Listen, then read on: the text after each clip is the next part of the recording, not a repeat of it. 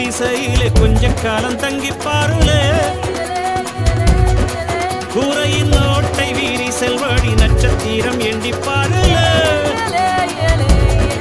கூவும் செல்போனின் நச்சரிப்பை அணைத்து கொஞ்சம் செல்வண்ணின் உச்சரிப்பை கேட்போ வெறும் காலில் செருப்பின்று நடந்து மண்ணோடு பேசிக்கொண்டு போவோம் மடலைகள் ஆவோ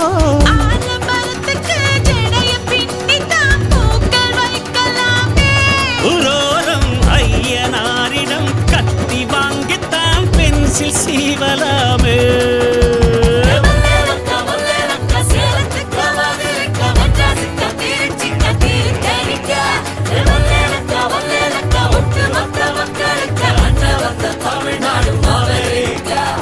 காவிரி யாரும் கை குத்தல் அரிசியும் மறந்து போ